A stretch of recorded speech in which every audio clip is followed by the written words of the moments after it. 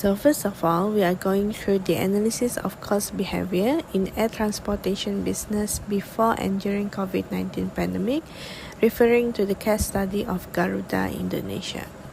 So this paper was written by Benito Sebastian and Ruslan Prichadi from the Faculty of Economics and Business, University of Indonesia, Jakarta, Indonesia.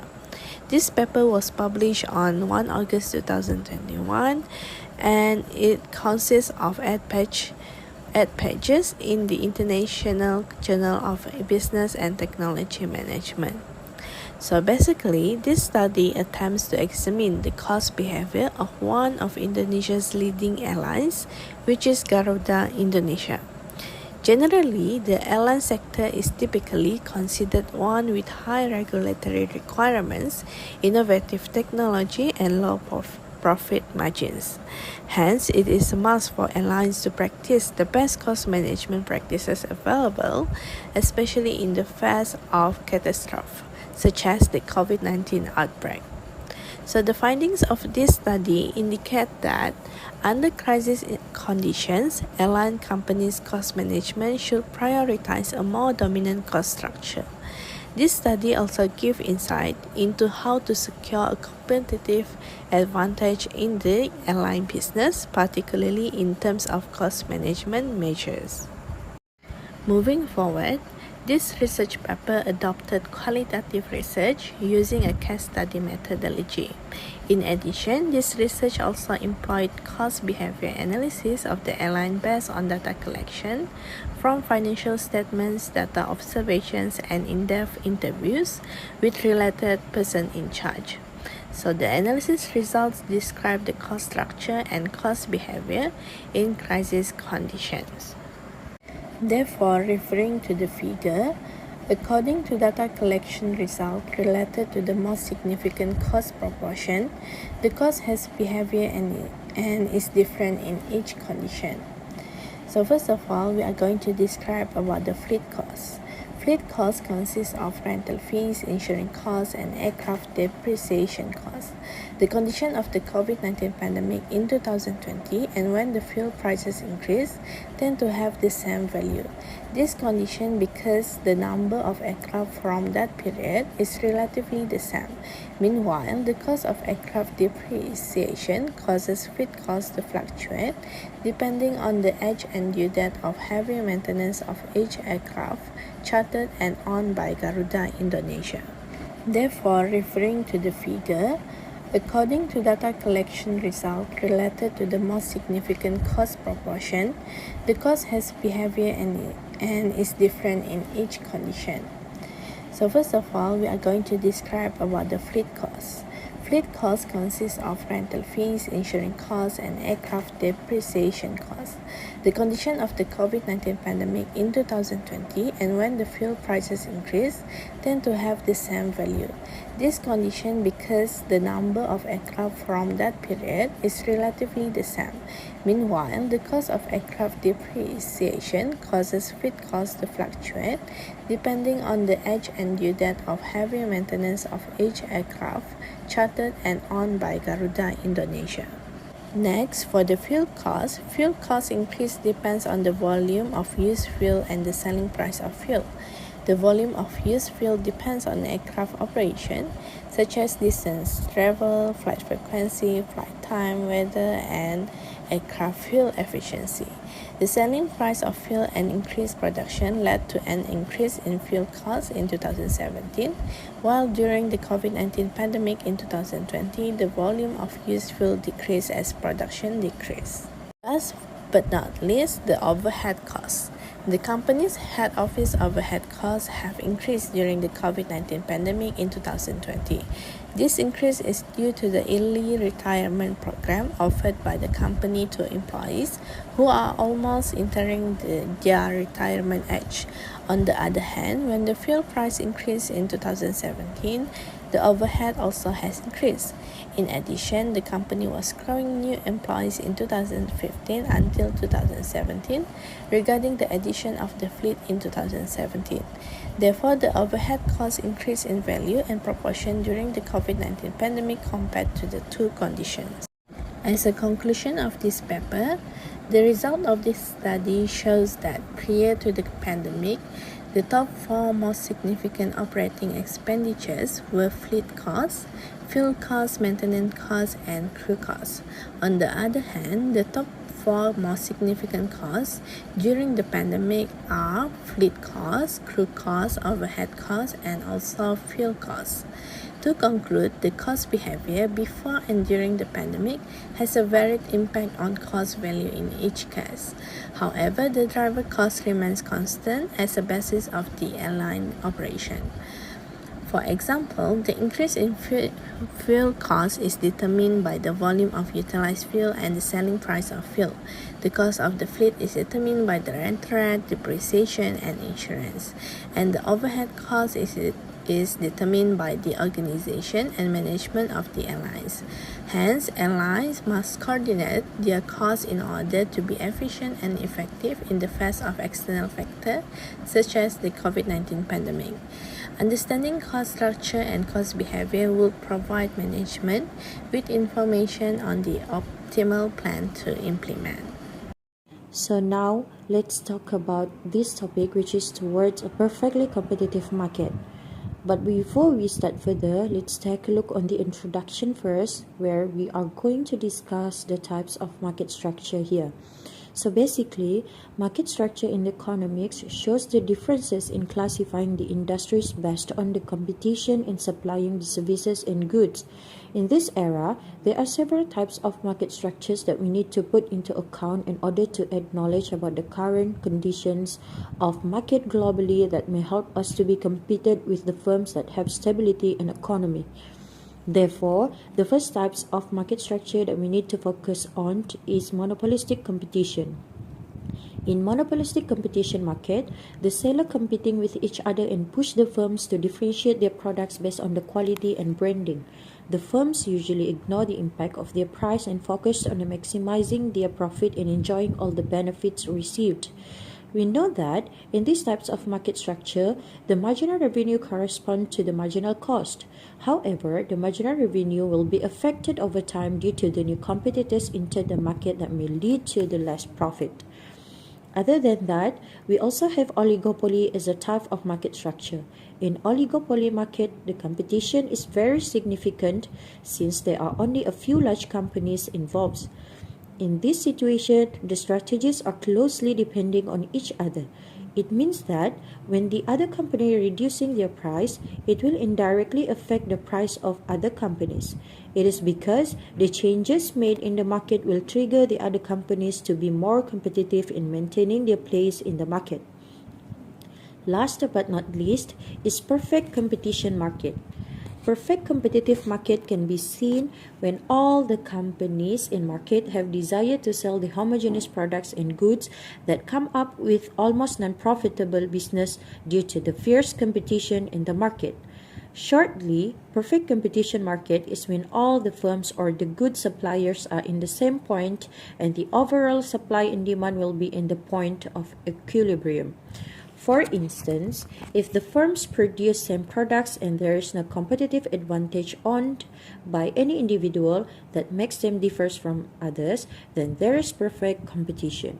Now, let's move on to the characteristics of perfect competitive market. Generally, the best way to identify the market structure is based on the characteristics contributed by the market itself. Fundamentally, there are several criteria of perfect competitive market that contribute to the existence of this model in the market. First, there are numerous competing firms in the market. In this scenario, the firms or companies are not allowed to increase the price of the goods that they sell as other firms because they have no opportunity to do that. Frankly speaking, the firms will be forced out from the market once they're breaching the normality in market share and when they are not following the rule by increasing the price of certain products. Other criterion that we can see in the perfect competitive market is the firms are sharing the equal market share. This shows that they are unable to compete on price because the price has been set from the beginning. It means that there are no room to reduce the price where the outcome of the firms is based on marginal revenue is equals to marginal cost. Last but not least, perfect information availability. This happened when the buyers have full knowledge on the firms that sells the homogeneous products with lower price. In due course, the price will be remain the same and will not be raised as the business doesn't want to lose profit and customers when their price cannot be challenged the others. Plus, in the perfect competitive market, the buyers are aware to the quality of products that have been placed in the market. So, when the firm decides to reduce the cost of the product, surely they do that just to gain more profit. But then, since the customers have information on this matter, then they will know that this product will have low quality. Thus, the customers may turn to the other competitors in market. So this slide here is showing us the examples of perfect competitive market. There are some examples of perfect competition market that we can look into. First example is agricultural field. In this field, we can see that the homogeneous products are being sold with nearly same prices all over the country. For instance, in Malaysia, we have the agricultural products such as rubber, which has been sold by so many farmers that practicing and applying the same price in the market. The prices basically influenced by the current market situation. When the other company increases the price, then other companies will indirectly follow as the product supplied is homogeneous. Other than that is technology sector. In around the world, technologies companies basically offer the same goods of technologies with similar prices. For instance, in social media companies such as Twitter and Facebook, these firms offered most likely services to one another, even though using of this social media is not that really significant in the market before, but these platforms are actually a home for many buyers and sellers. The transaction made through this platform is undeniable. Nowadays, there are so many sites that can be used to do an economic transactions that mostly can be accessed for free. It can be concluded as a convenient medium that everyone can utilize. Lastly, market for the unbranded goods or discount product is another example of perfect competitive market.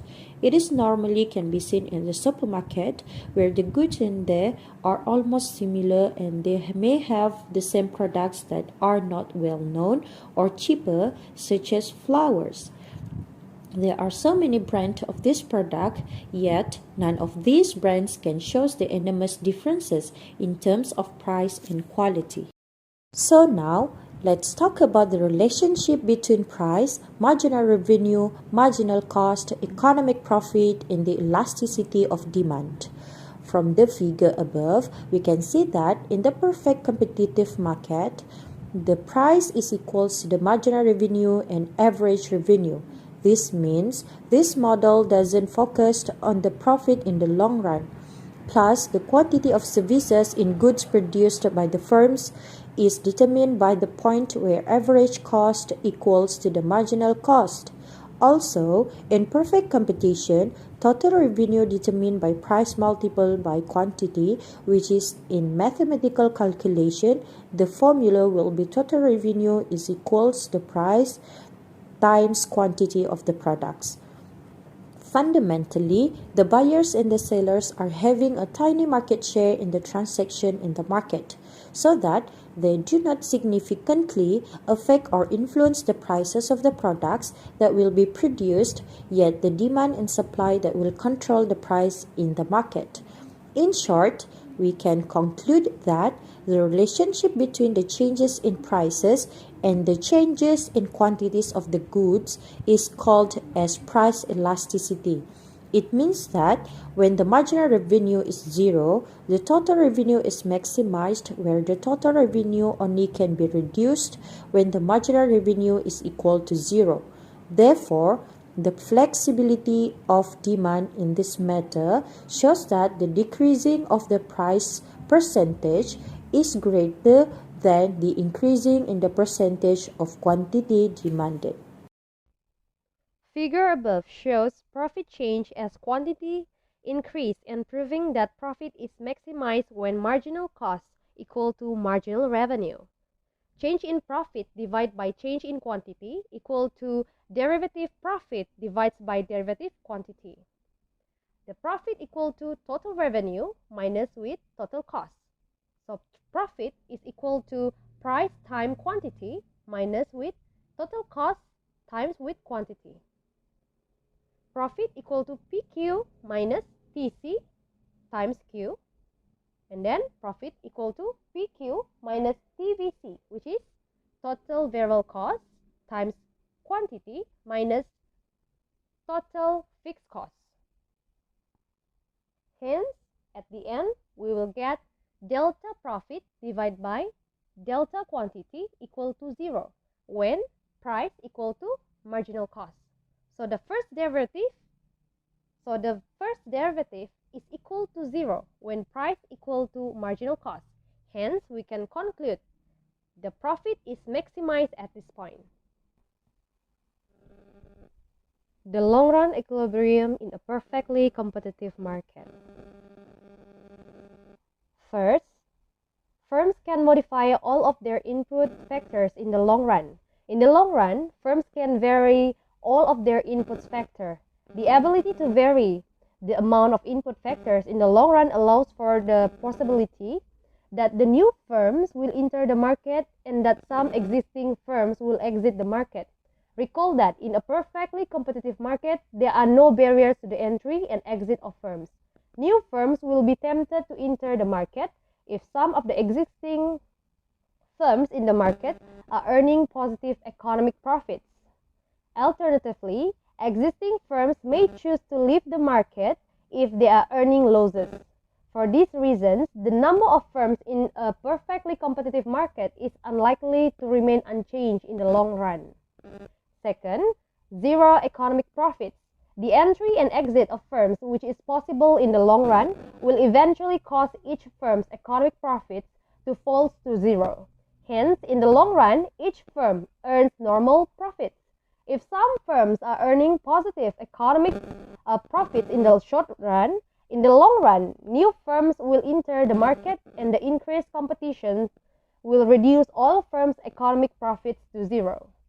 Firms that are earning negative economic profits, which is losses, in the short run will have to either make some changes in their fixed factors of production in the long run or choose to leave the market in the long run. A perfectly competitive market achieves long-run equilibrium when all firms are earning zero economic profits and when the number of firms in the market is not changing. The third one is minimization of long-run average total cost. In the long run, a perfectly competitive firm can adjust the amount it uses of all factor inputs, including those that are fixed in the short run. For example, in the long run, the firm can adjust the size of its factory. In making this adjustment, the firm will seek to minimize its long-run average total cost. If in the short run, the firm is operating below its minimum efficient scale and experiencing economies of scale, in the long run, it can adjust its use of factor inputs so as to increase its output to the minimum efficient scale level. Alternatively, if the firm is experiencing diseconomies of scale because its short-run level of output exceeds its minimum efficient scale, in the long run, the firm can adjust its use of factors input so as to reduce its output to the minimum efficient scale level. Thus, in the long run, the firm will be operating at the minimum point of its long-run average total cost curve. Summarily, even though perfect competitive market is important to distinguish the existence of firms that come out with the same features of services and goods, but there are some criticism that we need to deal with, such as there is no room for the innovation. It can be said so because in the real world of economy, if there is a huge competition in the market, the other companies tend to be more creative and applying the innovation to be the dominant firms that can be a challenge for them. For instance, in this era, gadgets such as smartphones becomes more reliable in the market. We can see the company of Nokia that barely followed the improvement of the function of the smartphones over the years. As a result, the company cannot be competed with other companies such as Apple due to the innovations made by them. Based on the scenario, we understand that innovation is very important to stay relevant in the market. However, in perfectly competitive market, the profit margin is fixed and the firm cannot increase the price when making the innovations, otherwise they will lose the customers. Other criticism that can be a discussion here is the barriers to the entry is very few. This means that any companies can enter the market easily. For instance, in a place that may not have the tax barrier will be more easily accessed by the company that may come from the outside of the country. Usually, the companies that may enter to the market have a better preparations in terms of the product qualities and so on. So the existing firm should be more proactive to ensure they can compete with the new firm that may bring changes in the market. As a conclusion, although the perfectly competitive market is rarely existed in real world, but the impact that it will be brought to the market will have pros and cons that may influence the conditions of the existing market structure and the firm as a whole.